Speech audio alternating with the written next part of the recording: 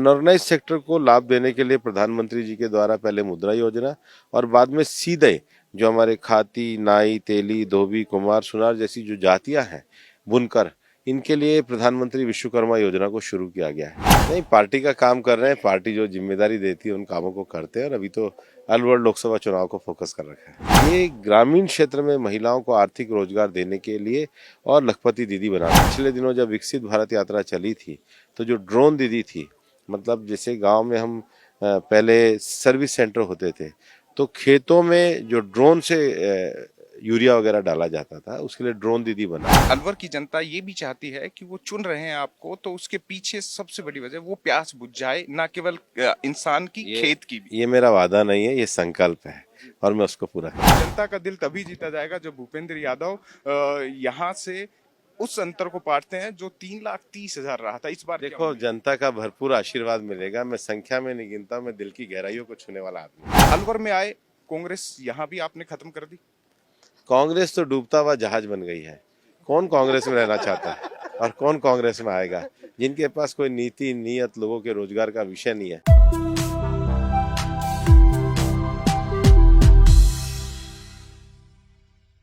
हम राजस्थान के सिंह द्वार में हैं और ये प्रवेश द्वार भी है और ये प्रवेश द्वार राजनीति का भी है। पिछले 5 चुनाव की बात करें तो जो भी सांसद यहाँ से बना वो पहली बार लड़ा और जीता। कार्यकर्ता से लेकर कैबिनेट मंत्री का सफर करने वाले अलवर से भाजपा के उम्मीदवार भूपेंद्र यादव हमारे साथ है। राजस्थान चौक की इस चुनाव यात्रा में स्वागत है सर। ये हमारी 11वीं लोकसभा है जहां हम पहुंचे हैं।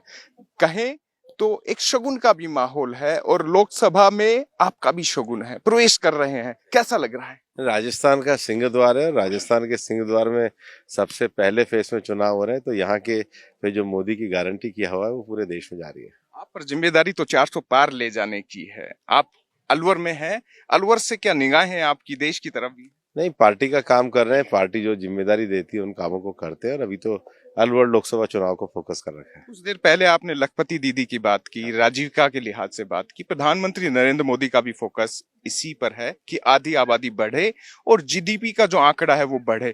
आप पर भी महत्वपूर्ण जिम्मेदारी है, खासतौर पर श्रम की, कौशल की और वन पर्यावरण की। प्रकृति से भी आप सहज। श्रम में तो हमारी सरकार ने 29 करोड़ अनऑर्गेनाइज सेक्टर के लोगों का पोर्टल बनाया है। दुनिया का सबसे बड़ा पोर्टल है जिसमें 400 से ज्यादा ऑक्यूपेशन के लोग हैं। और अनऑर्गेनाइज सेक्टर को लाभ देने के लिए प्रधानमंत्री जी के द्वारा पहले मुद्रा योजना और बाद में सीधे जो हमारे खाती, नाई, तेली, धोबी, कुम्हार, सुनार जैसी जो जातियां हैं, बुनकर, इनके लिए प्रधानमंत्री विश्वकर्मा योजना को शुरू किया गया है।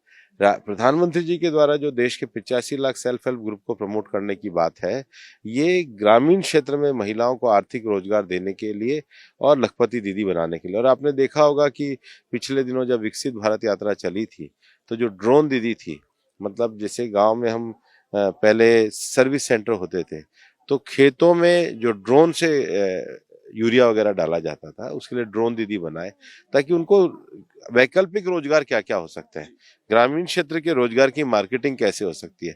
इसलिए सिंगल विंडो प्रोजेक्ट, लोकल से वोकल, ये सारे जो प्रोजेक्ट पिछले कार्यकाल में माननीय प्रधानमंत्री जी ने देश को दिए हैं। तो एआई का भी जमाना है, प्रधानमंत्री जी बात भी कर रहे हैं वो निश्चित रूप से आर्टिफिशियल इंटेलिजेंस, आखिर 140 करोड़ के लोगों को लाभ देने के लिए हमें डिजिटल टेक्नोलॉजी से कोई परहेज नहीं होना चाहिए। जिक्र भी इसीलिए है क्योंकि आप जिस लोकसभा से लड़ रहे हैं वहाँ पे जापानी जोन भी है, यानी विश्व पर भी निगाहें हैं और खासतौर पर ये औद्योगिक एरिया है। देखिए, हमारी कॉन्स्टिट्यूंसी में जापानी जोन भी है लेकिन हमारी कॉन्स्टिट्यूंसी में डार्क जोन भी है।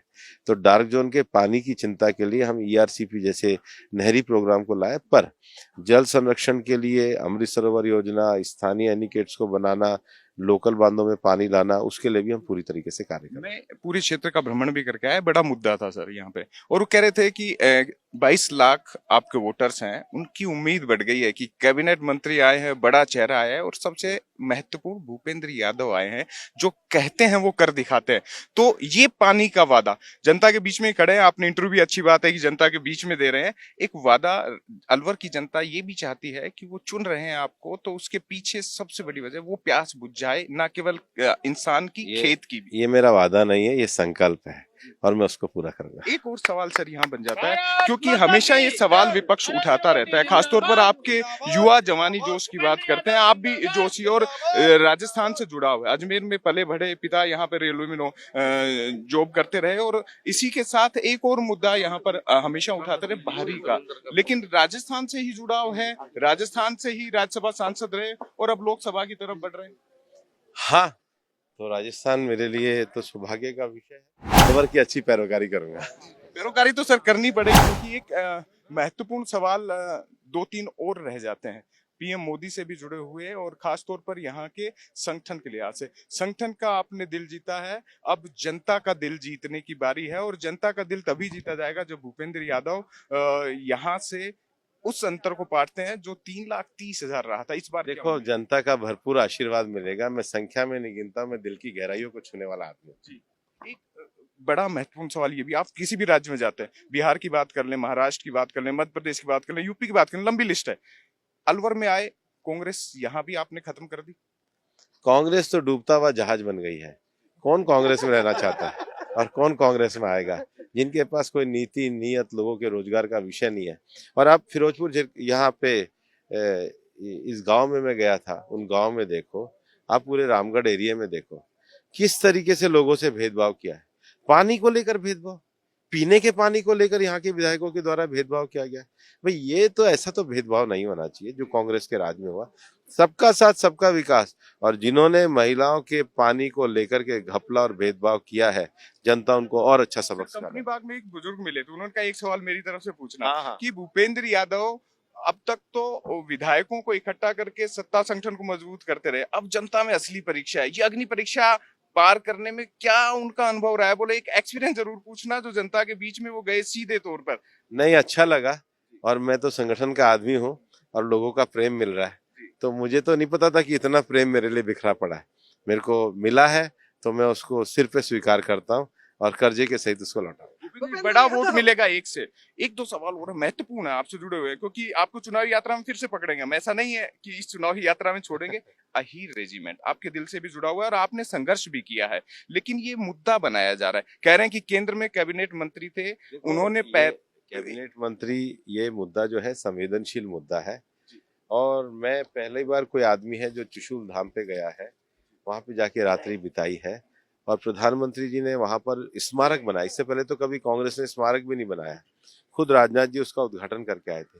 बाकी जो ये जो संवेदनशील विषय है, इनको एक प्रॉपर फोरम के सामने रखा जाता है, क्योंकि हमारे पास जो अहम संवैधानिक जिम्मेदारी है, लेकिन हम फोरम में सभी चीजों को सकारात्मक और पॉजिटिव तरीके से रखते हैं। माने कि आप बात रखेंगे। एक बात आपसे जुड़ा और हो जाता है सर, क्योंकि आप लेखक भी है, मैं पत्रकार हूँ, आप लेखक है, चीज एक ही है। द राइज ऑफ बीजेपी लिखी आपने, इस चुनावी अनुभव पर भी कोई किताब आएगी? समय बताएगा, अभी तो चुनाव लड़ रहे हैं।